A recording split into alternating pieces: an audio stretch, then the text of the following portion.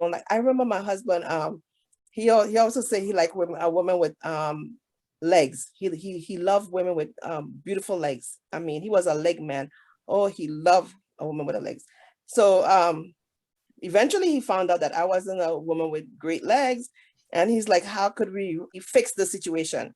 So he used to have me wearing weights on my ankle, putting Oh, on these high top boots, I mean oh my shoes to kind of like gosh. and do these calves and it's just a family that genes that we have, a family gene that is no matter what you do is good. Our ankle's gonna be skinny regardless. So so I told him, I said, hey, so why didn't you say something at the beginning of the relationship that you like women with, a nice looking legs? And he said, well, I never thought that your leg looked like that until one day I saw your legs. And because remember, we had long distance relationship. So one day that he saw my legs and he was like, oh my God.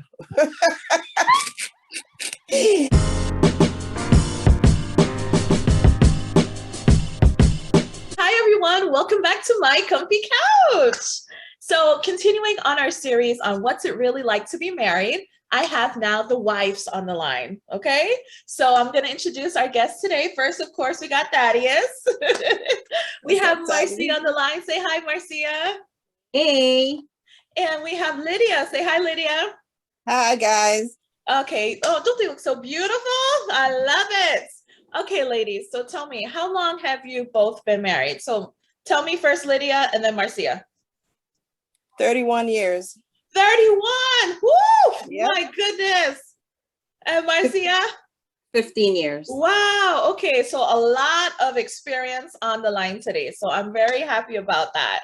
Okay. So we always kind of start off with the first question because, again, a lot of our viewers are single. So they're wondering, okay, what was your preconception? What did you think marriage was going to be like before you actually got involved? What did you think it was going to be like?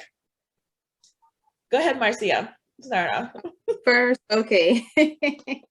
So I guess growing up, you see movies, right? And you base your expectations off of these movies because this is what is modeled in front of you. Yes, of course, you have your parents, you have, of course, in our environment, the church. However, you see these people once a week, twice a week at the most. But you're always watching some type of movie, has a romantic scene, has a couple, something going on.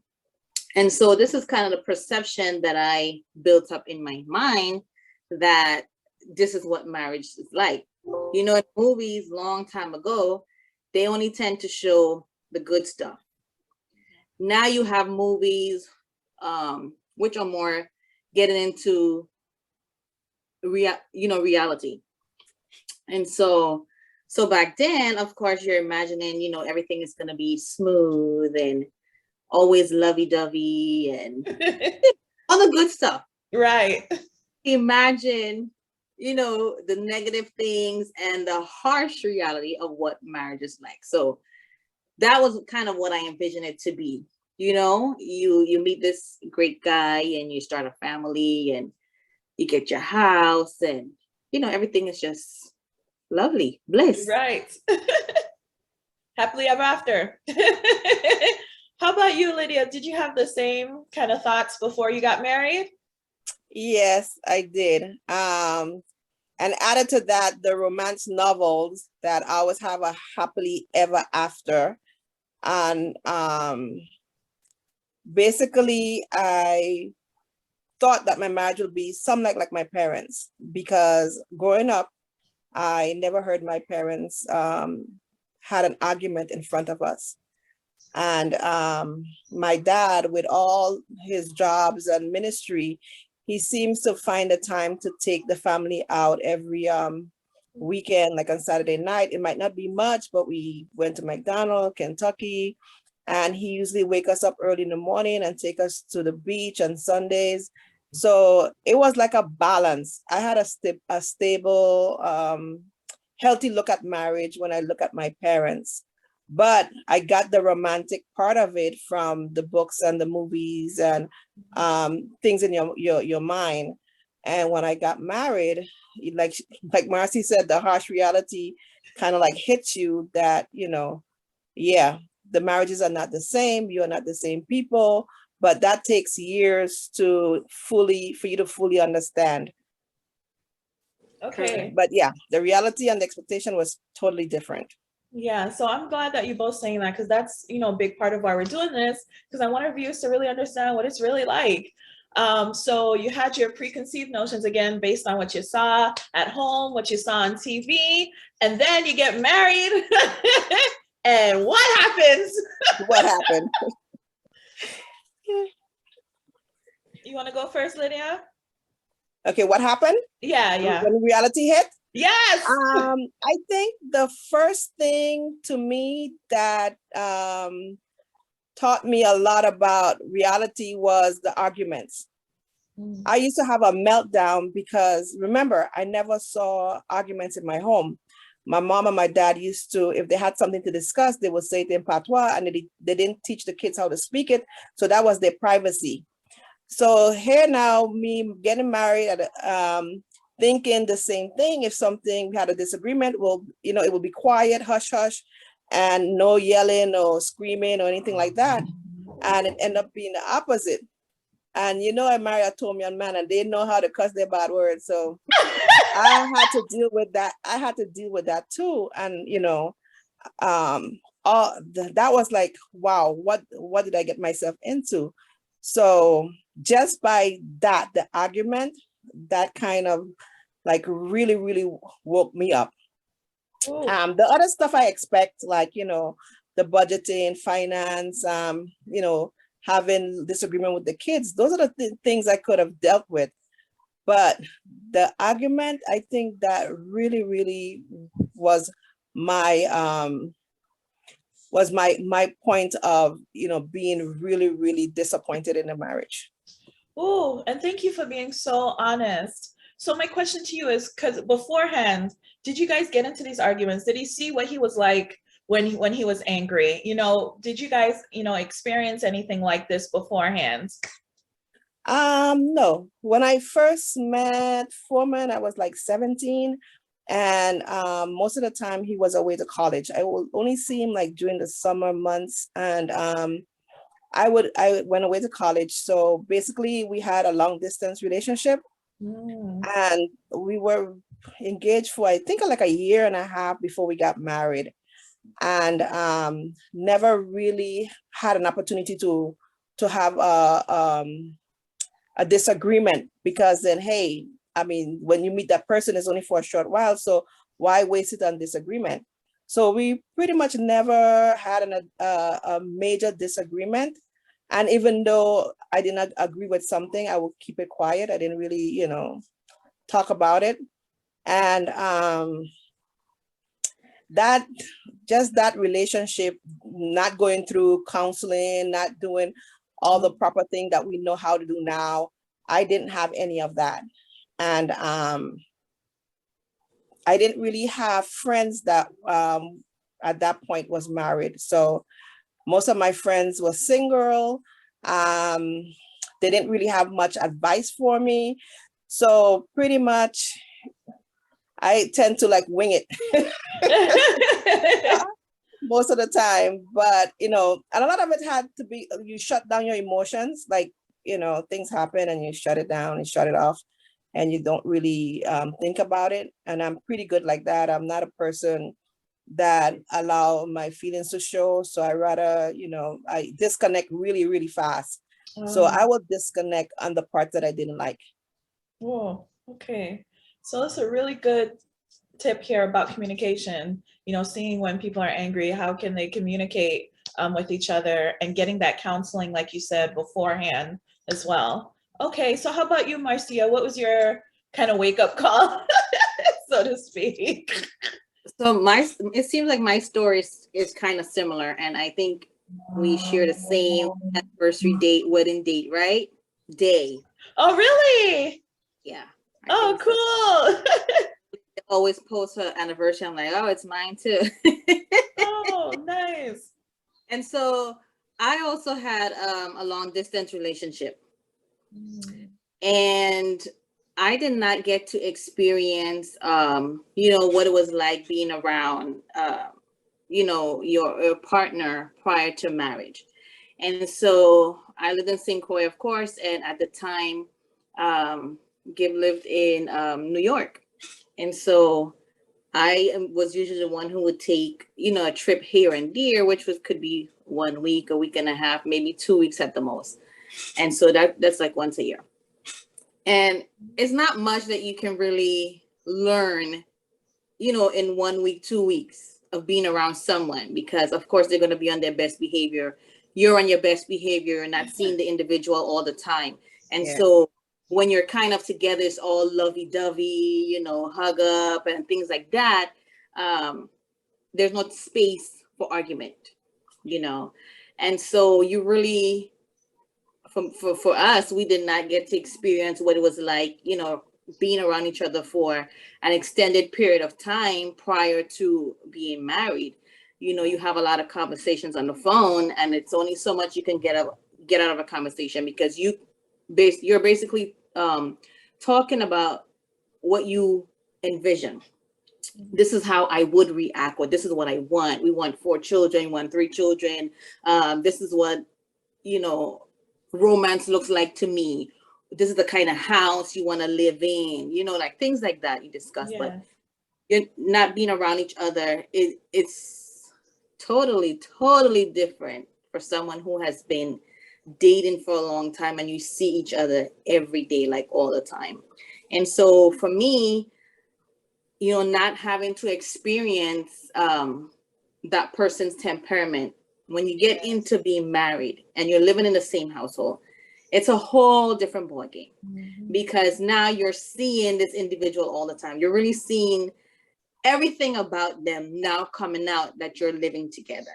And so it's like, whoa, where is this coming from? Is this how you are? It's like, this is what I have to deal with for the rest of my life. So that's when reality kicked in there. Oh yeah. So it seems like both of you, like you said, had a similar experience. Yeah. Okay. Wow. Okay. So so don't do long distance. Is that what y'all saying?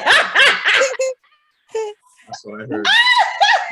do long distance, but have a marital counseling, someone to intervene, to ask the right questions. Okay. And also, you should always take a trip together somewhere. a long drive, one of those road trips. They said that's how is a good way to see if you and someone is compatible. So take a road trip. Wow.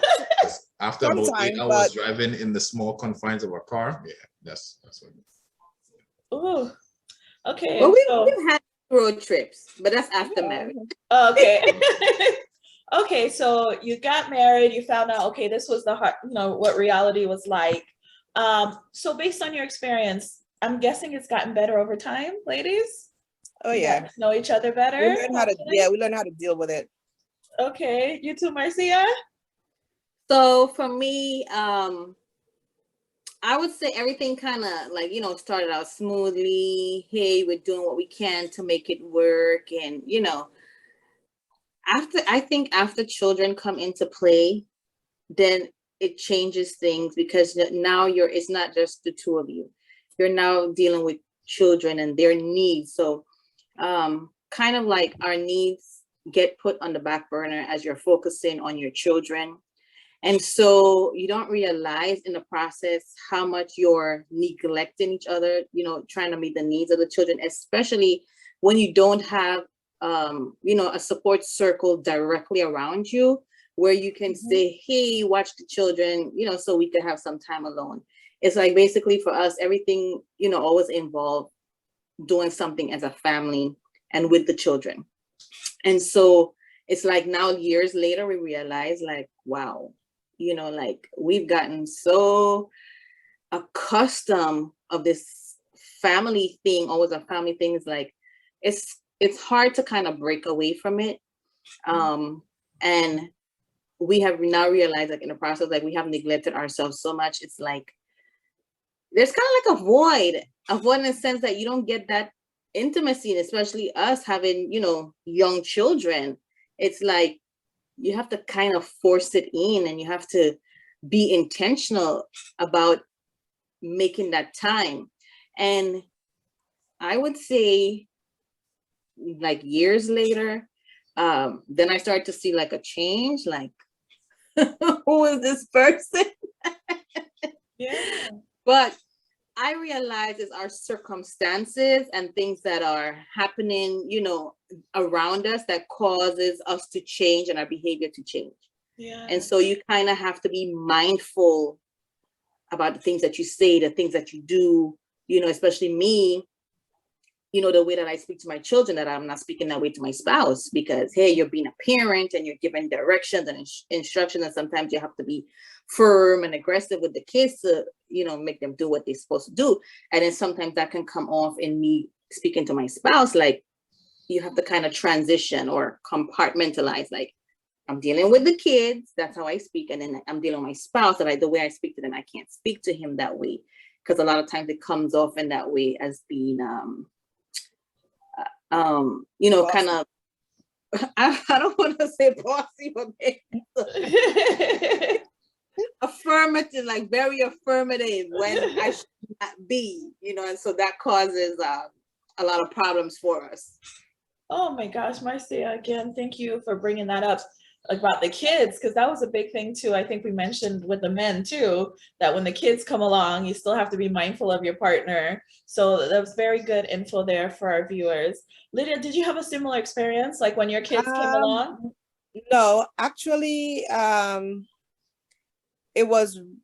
we started off rough, and it ended up suiting out in the end. So it's a little opposite from Marcion.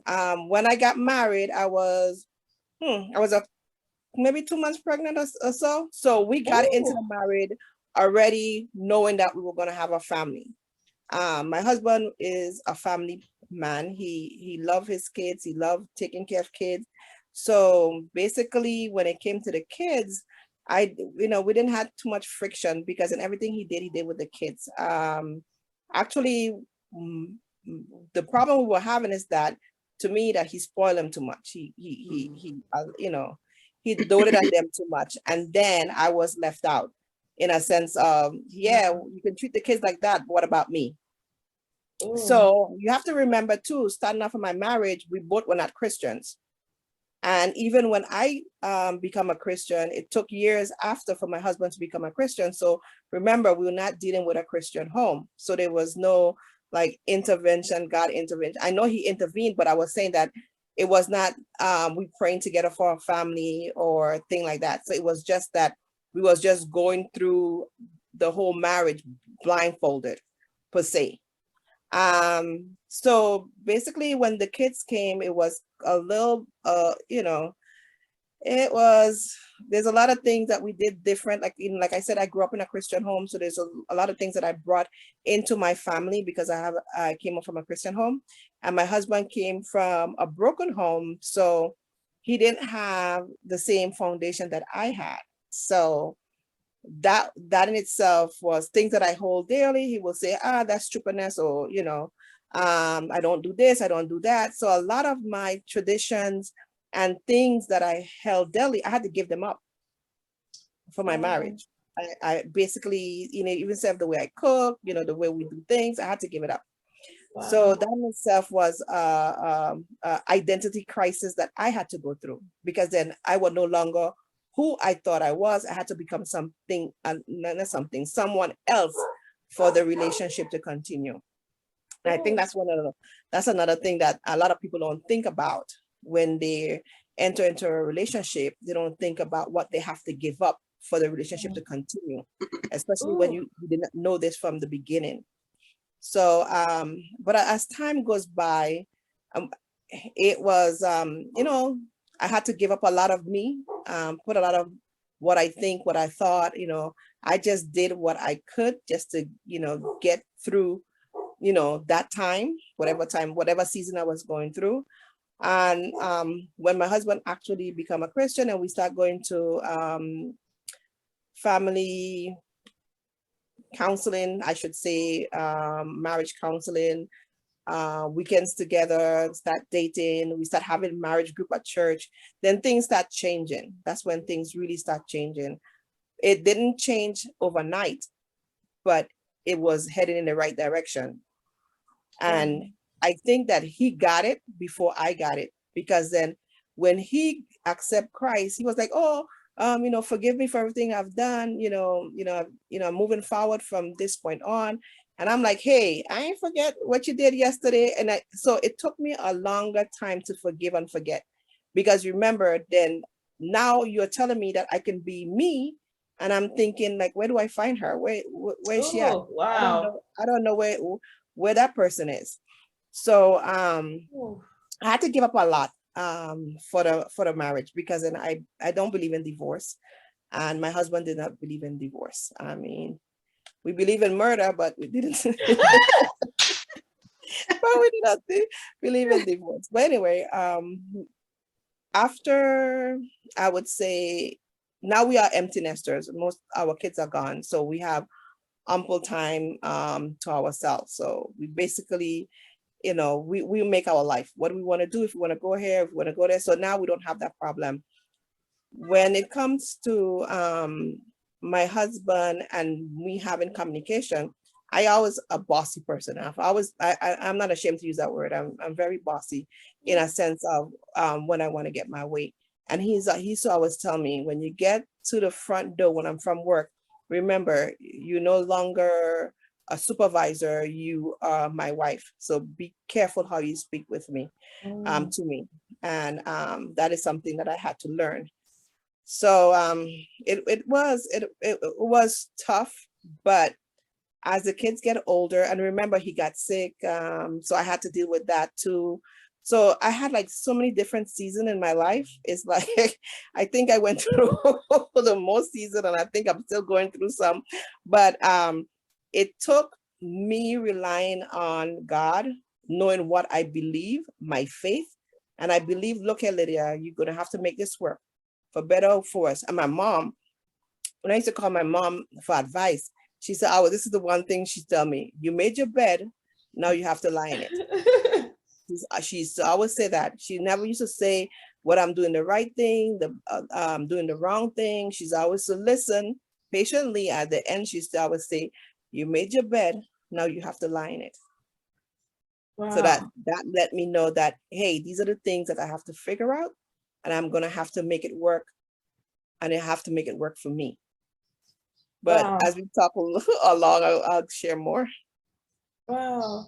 So it looks like a lot of what you're saying is about compromise, which I don't think people really think about that either, right? And especially in our society, how a lot of people seem to be so selfish and about them. And when things aren't working out with someone and their needs aren't met, that they're ready to run.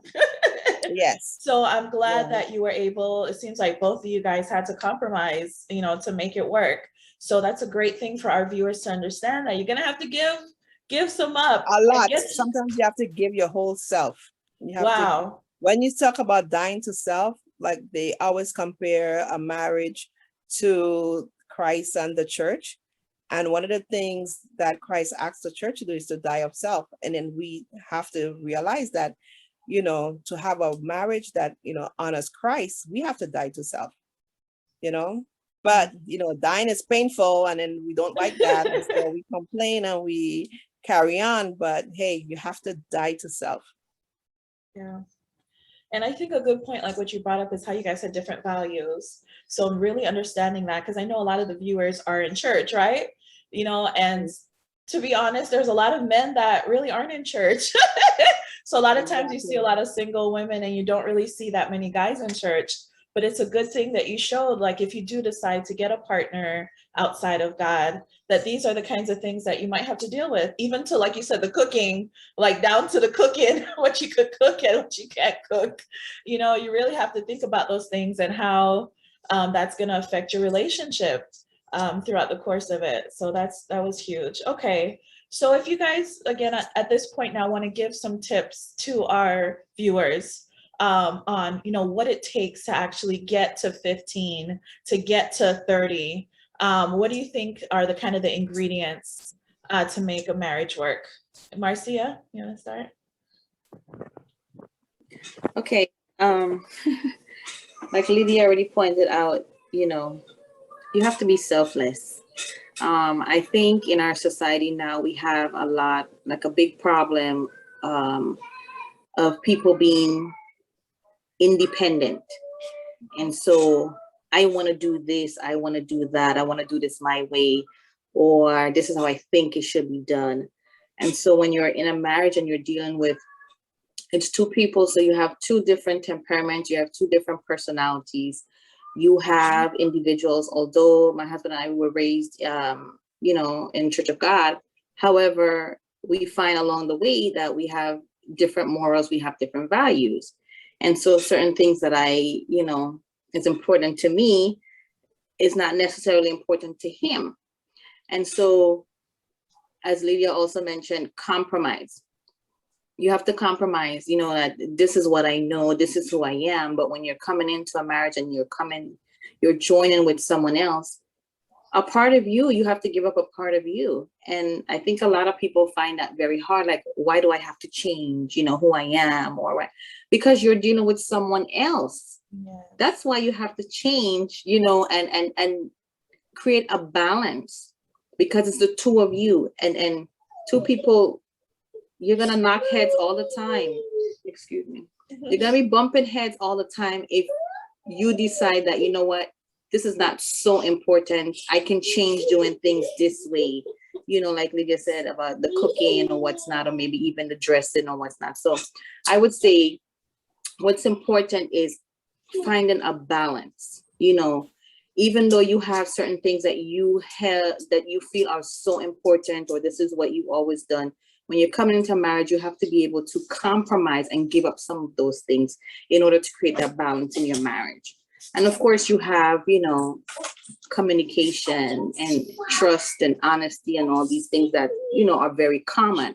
But we often don't speak about the harsh reality of things, where it is giving up a part of yourself in order to make it work, giving up certain things that you're accustomed of doing in order to make it work. Oh, okay now. So both of you are echoing the same thing. Lydia, did you have any other kind of tips you wanted to leave on what it takes to make a marriage work?